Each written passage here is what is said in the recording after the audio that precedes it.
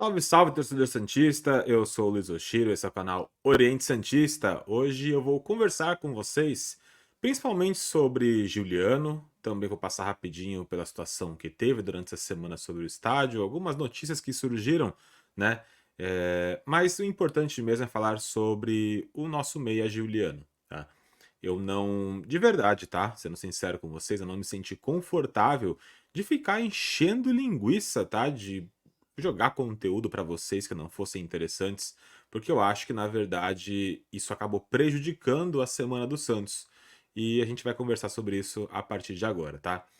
Antes de falar sobre Juliano, vamos falar sobre o estádio, tá? O Santos vai mandar o seu jogo lá na Vila Belmiro, vai ser domingo às 8h15, e a gente tem que lembrar de como foi todo esse processo até chegar o dia de domingo e o horário das 8h15 da noite, tá?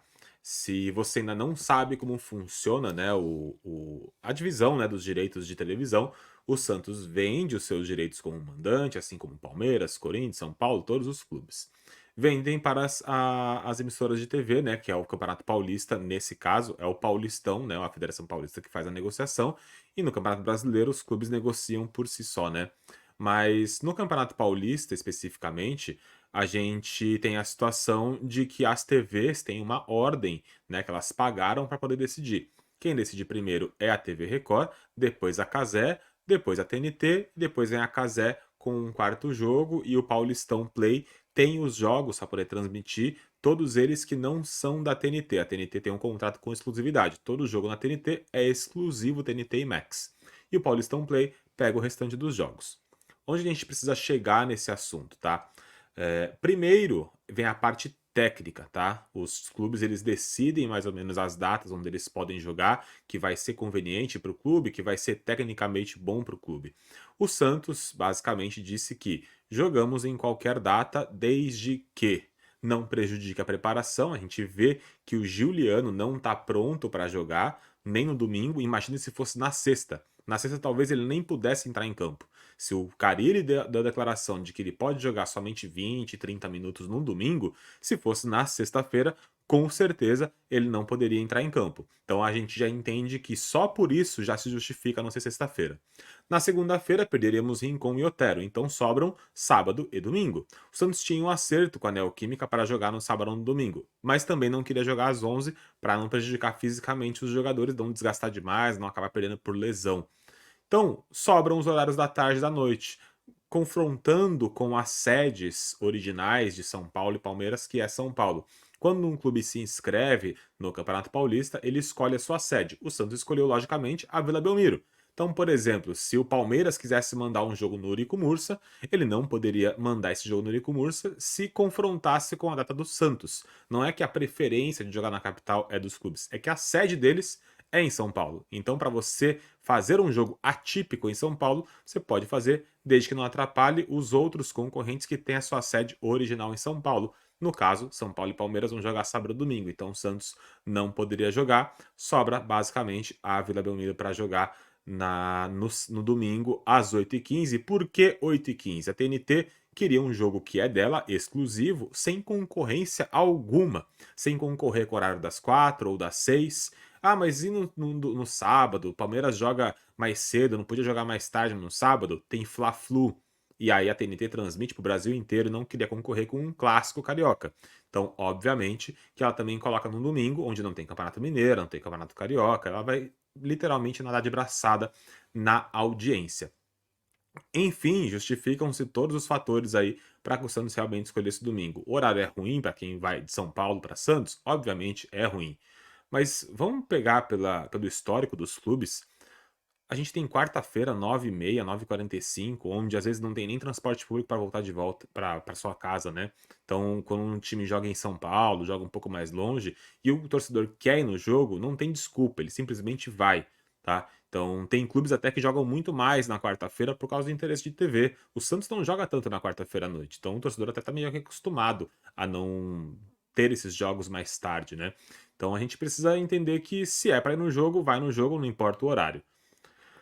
Dito isso sobre o estádio, ótimo, né? Todo mundo entendido. Agora, o que me irrita bastante é o torcedor santista pegar esse assunto, tá? transformar o presidente da Portuguesa em o cara da razão, que ele quis tumultuar sim, tá? Porque ele disse que ele conseguiu a opção para o Santos jogar na Neoquímica Arena, e não que o Santos tinha negociado com a Neoquímica. Então ele disse que, na verdade, eles deram a opção e tinha alternativa.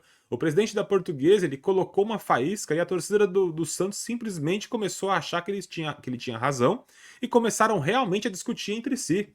Se tem um momento em que a gente não precisa discutir, é nessa semana.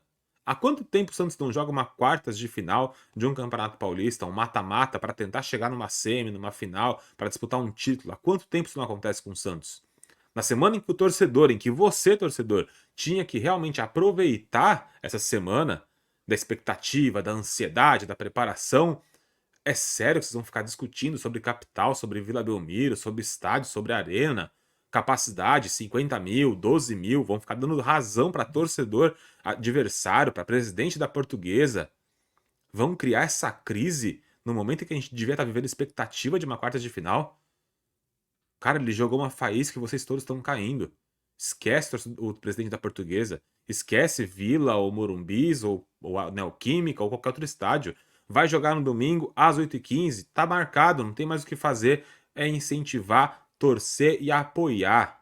Até o dia em que o Santos ou ser campeão, ou até o momento que ele foi eliminado, numa final, numa semi, ou até nessas quartas, o importante é a gente apoiar. A gente apoiou no momento em que estava quase caindo. Agora vai ficar discutindo? Era para discutir lá atrás, não agora. Então vamos sim, vamos apoiar e parar com discussão e parar de dar atenção para quem não merece. Outra coisa, tá? Falar sobre Juliano. Ó, Kaique ano passado, ou Kaique não, o Jair ano passado ficou um bom tempo machucado por causa da lesão no joelho. Demorou para voltar. Quando voltou, voltou mais ou menos.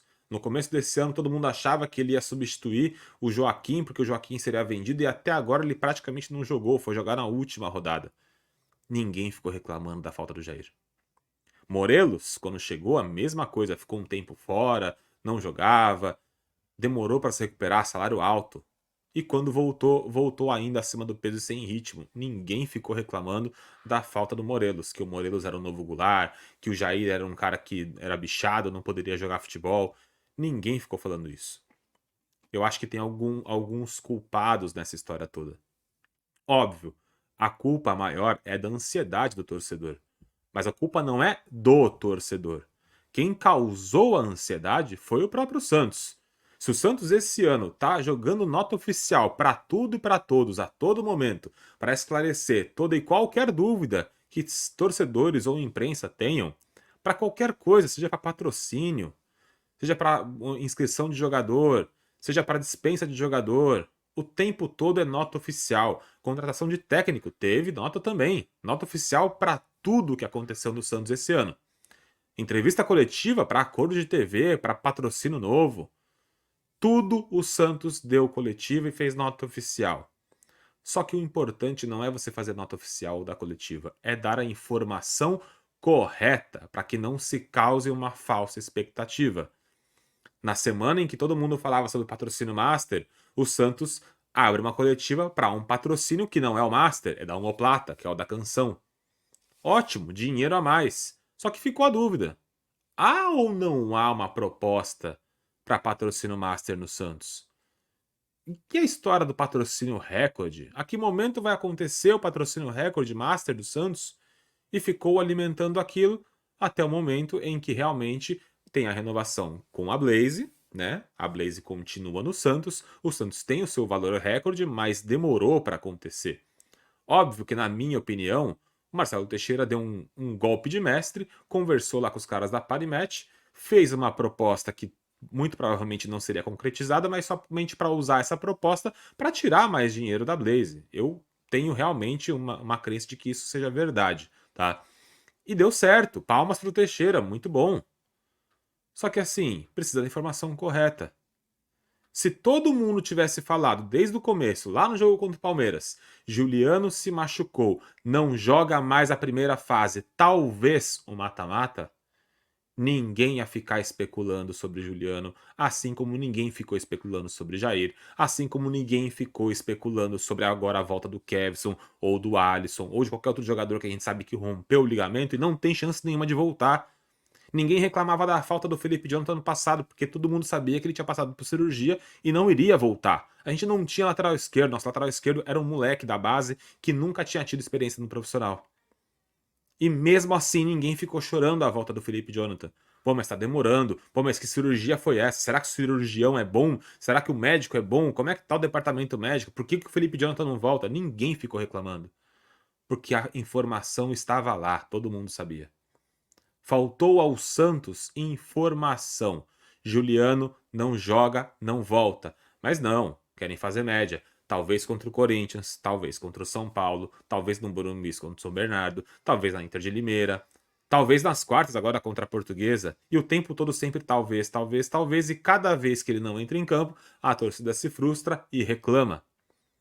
Ou reclama do planejamento do departamento médico, ou reclama da fisioterapia, ou reclama do cara ele não querer arriscar, ou reclama de poupar, ou fala até do próprio Juliano, tá bichado, não pode jogar mais. Estão falando que o Juliano saiu do Corinthians porque já estava lesionado no Corinthians, um maior absurdo. O Juliano não se lesionou no Corinthians. Ele jogou mal no Corinthians, ele não estava afastado porque estava machucado. Só que começam a alimentar histórias e começam a se inventar situações. Torcedor, é a semana das quartas de final do Santos. Chega de criar crise onde não tem. Juliano não vai jogar? Tá bom, não vai jogar. A gente jogou 80, 90% do campeonato sem ele. Fizemos 25 pontos. Só 6 com o Juliano em campo. Todos os 19 foi sem ele. Seja com o Casares, seja com o William. O William, outro inclusive, se machucou, tá fora do Paulista. Você vê uma pessoa reclamando do William. Porque tem a informação, machucou, não volta mais, tá fora da lista. Faltou isso. Informação. Chega de criar crise onde não tem torcedor. Se o Juliano voltar, ótimo. Se jogar bem, melhor ainda. Se jogar mal, incentiva, tem a semi, tem a final. Se ele não jogar e o Santos ganhar, ótimo também. Ganhou também de um monte de outros times sem o Juliano. Ganhou clássico. Ganhou contra o Corinthians, ganhou contra o São Paulo. Tudo sem Juliano. Então chega de criar crise onde não existe. Parem de brigar sobre Capital e Vila Belmiro. Parem de brigar sobre Juliano joga ou não joga. Parem de brigar se vai jogar Morelos ou Furt. Quem entrar, apoia. E ponto. Agora sim, quartas de final, agora sim é momento de apoiar. Agora não é momento de criticar corredor de fogo. Agora não é momento de criticar jogador. O momento era lá atrás. Não foi feito, o Santos caiu. Então agora vamos incentivar. Agora chega. Rapidinho, passar pelas notícias, tá? Só para a gente poder finalizar. O Santos inscreveu 3 jogadores da base para o Paulista, né? O próprio Carille falou que o meio-campo dele é o Juliano, realmente a segunda opção seria o Casares, e ele confia no Miguelito, até por isso ele não quer um outro meia. Deu entrevista para o Varanda Futebol Debate falando sobre isso. Então o Miguelito está inscrito. Além disso, Enzo Monteiro, centroavante, Matheus Matias, o zagueiro, o famoso Matheus Mina, todos eles inscritos também na lista B, a lista de jogadores da base. Então os 3, a partir de agora, podem ser relacionados. Na lista B, o Santos tem 12 jogadores. Rodrigo Falcão, goleiro. O lateral Kevson, né? Os dois estão lesionados com o joelho, mas ainda estão na lista, né? Porque não precisa trocar. Os outros são Rian, o volante, para mim, um talentosíssimo volante. O Jair, zagueiro. JP Sherman, lateral direito, que por sinal fez uma ótima estreia. Souza, lateral esquerdo, que machucou a coxa. João Vitor, o ponta direita, 16 anos, é uma excelente promessa do Santos, mas não é hora de pôr pressão nele, tenham calma. Samuel, zagueiro, que é um zagueiro comum, mas para a idade até que é talentoso. E o Wesley Patati. Na lista A, o Santos agora também tem Diógenes, João Paulo, Breno e Gabriel Brazão, que por sinal foi apresentado e deu todas as credenciais como seus pontos fortes, os pontos fracos do João Paulo. Na minha opinião, ele deve ter sido instruído a fazer isso. E não é pra criar clima, não é pra criar rivalidade. Outra coisa, parem de encher o saco do João Paulo. Eu sou um dos caras que sou crítico do João Paulo. Só que agora não é hora de ficar enchendo o saco do João Paulo. Se for pra pênaltis contra a Portuguesa, ou depois contra um São Paulo, Novo Horizontino, ou na final do campeonato, vai pro pênalti, é o PQP, João Paulo é o melhor goleiro do Brasil e acabou. Sem encheção de saco, hein? E se o Brasão entrar, se houver a troca, que pra mim é uma loucura, eu faria. Mas eu não sou técnico, né? Eu gostaria. Mas se houver a troca e o Brasão entrar, é PQP, Gabriel Brasão, o melhor goleiro do Brasil também, tá? Vamos parar de graça. Zagueiros, o Gil, João Basso, ainda tá inscrito, Joaquim Messias e Diego Borges, Aderlan, Felipe Jonathan Rainer e o Dodô, também continuam inscritos. Aqui dá até uma depressão, né? Ó, Diego Pituca, João Schmidt, Rincon, Juliano Nonato, Zanocelo, minha nossa, Casares, Morelos, Guilherme, Furt, Marcelinho, Pedrinho e Otero. Essa é a lista dos inscritos do Santos, então qualquer jogador fora disso, não acreditem que vai entrar, porque não vai jogar. Então esqueçam Gabriel Bom Tempo, esqueçam o Laurindo, esqueçam qualquer jogador que não esteja na lista, tá? Além dos jogadores que estão aí na lista do Santos, né? O Santos também anunciou, como eu falei, o patrocínio Master, né, da Blaze. A Blaze renovou e continua até abril de 25. Vou dar minha opinião rápida sobre isso. Eu acho que o Santos acertou sim na renovação com a Blaze. Pelos valores, o Santos acaba recebendo até um pouco menos, porque, se eu não me engano, pelo valor que eu tinha conseguido aqui conversando com algumas pessoas, é um valor inferior aí mais ou menos a 4 milhões, o que seria o ano, né, da Parimatch. Né? O Santos ganharia muito mais a partir do segundo ano. A partir de abril de 25, a diferença de valor seria muito maior, tá? Mas, dentro do que a Blaze paga nesse ano de abril de 24 a abril de 25, e o que receberia da Parimatch, né, dentro dessa oferta, e o que receberia da Parimatch, entre valores antecipados com a Blaze, entre multas e tal, o Santos teria no máximo ali mais ou menos 4 a 5 milhões de diferença para receber com a Parimatch ao invés da Blaze. O Santos perdeu esse dinheiro, mas ganhou tempo para negociar o próximo contrato.